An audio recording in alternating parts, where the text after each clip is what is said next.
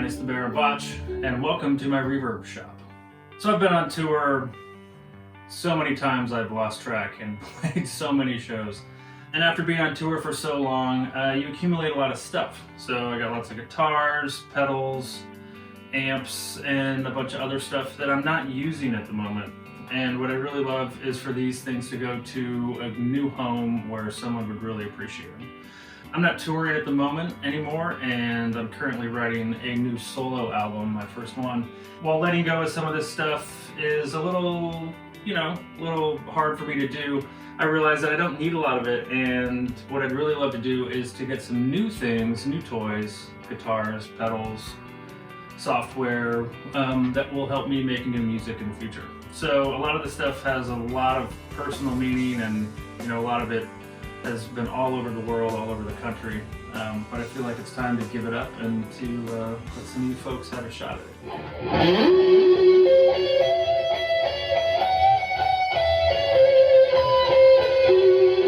So here we have one of my favorite guitars. This is my PRS DGT. This Black Beauty has been on tour with me probably since right around the latter part of the Poi Planet of Ice era. I remember talking to the people at PRS and telling them how much I love their stuff, and they offered to send me a guitar, and I was like, holy crap, this is amazing. So this guitar primarily went on tour, not all the time, but a lot of the time. This was my standard tuning E guitar. So this guitar would be for Lotus, Throwing Shapes, Hold Me Down, a lot of those songs. Tracked guitars with this quite a bit during Omni, Infinity Overhead, I think a few songs on Voids, probably some of the stuff on Lost Loves. So this guitar has been around for a while and is just a great, well-built instrument.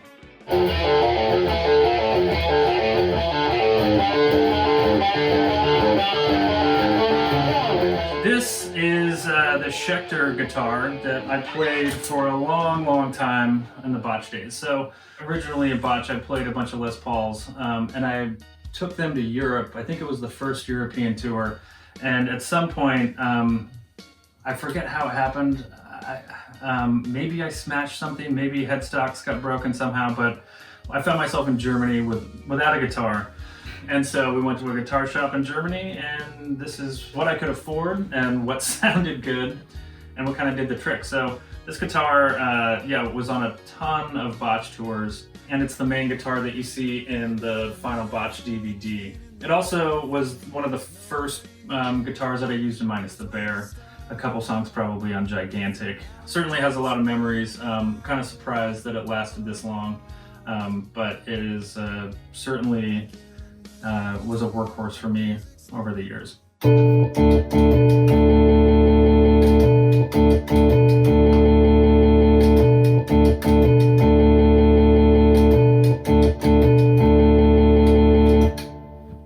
So now we've got some DL4s. So yeah, the DL4 was a real game changer for me in terms of when I went from just using it as a delay pedal to using it as a writing tool, and then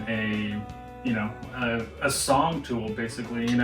I think a lot of my playing, I've always wanted my guitar to sound anything but a traditional guitar. And so by sampling little weird parts in here and looping them, re-triggering them, making them go double time, backwards, these pedals really allowed me to create riffs without even playing guitar, which for me seemed like a pretty unique and fun way to approach writing in Minus the Bear.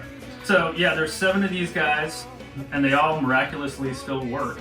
They've taken a ton of abuse. They are covered with sweat, blood and grime and dirt and probably tears and who knows what else. Some of them will have little notes scribbled on them.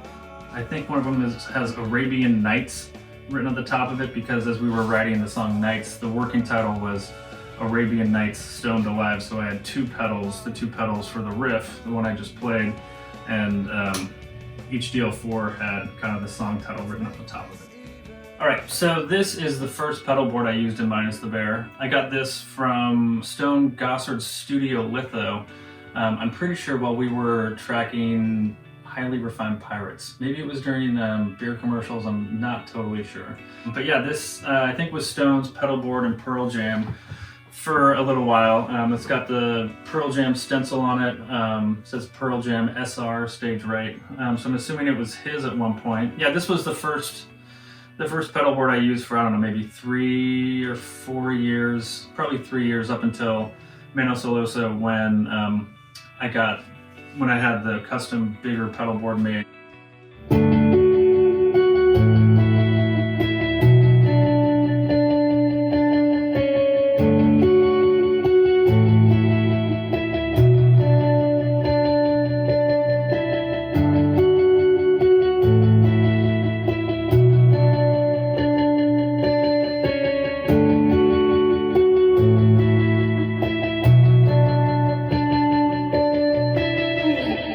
So thanks for checking out my Reverb shop.